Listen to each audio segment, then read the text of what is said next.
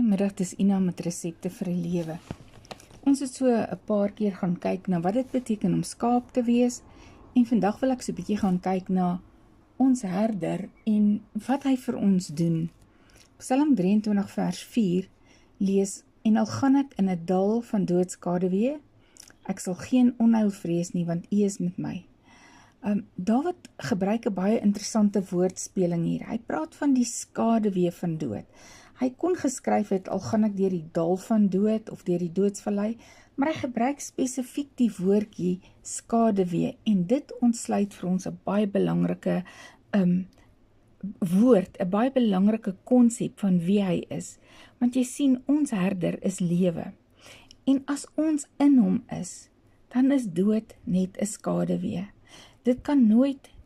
Dit is 'n afskynsel, 'n skakering, 'n nabootsing van die dood.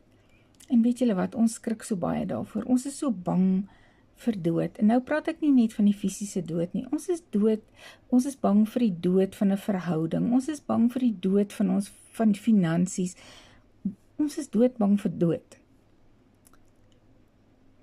Ek wil nou hê ons moet na 'n nuwe oë kyk na hierdie woordjie, skaduwee van dood, of die doodskaduwee. Skaduwee beteken dis iets wat 'n afskynsel is, 'n nabootsing is. As ons koninkryksvisie het, en ons het nou al 'n paar keer daaroor gepraat, dan begin ons die skaduwees van die dood raak sien. Onthou, daar kan net skaduwees wees as daar lig is.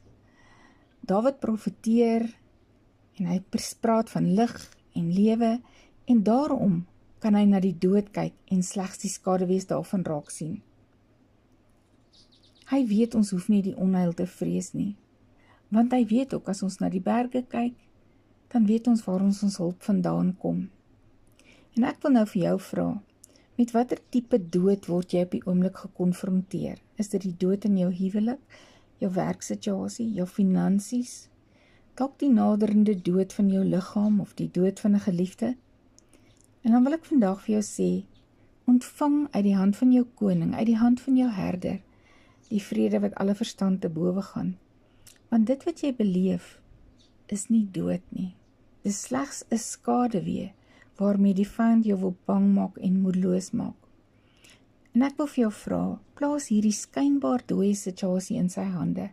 Hy is lewe, hy gee nuwe lewe. En hy beloof ons, op 'n dag sal die lewe weer deurbreek.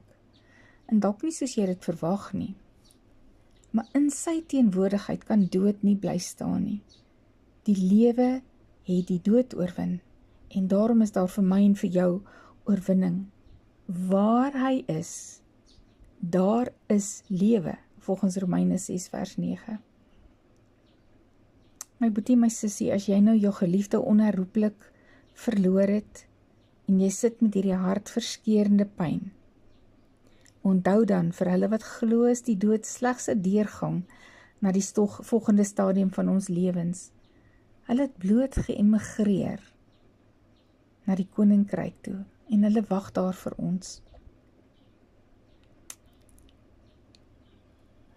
Ons ewige lewe het reeds begin die oomblik as ons wedergebore word.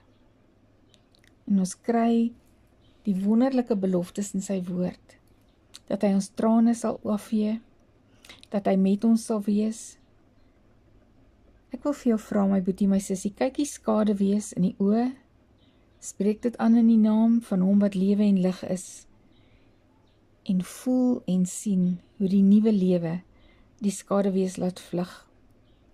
Ek wil vir jou vra, is jy besig met hom wat lewe is, of is jy vasgevang in die skaduwees in die valleie van dood?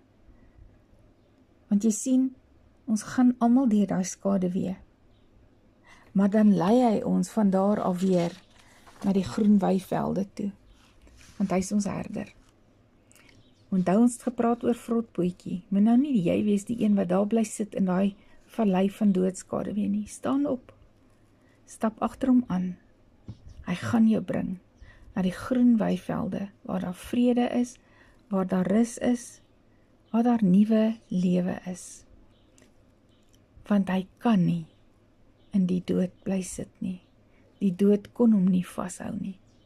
En daarom, my boetie, my sussie, kan jy ook nie. Hy gaan jou help om op te staan. Hy gaan jou lei. Hy gaan hierdie pad saam met jou stap.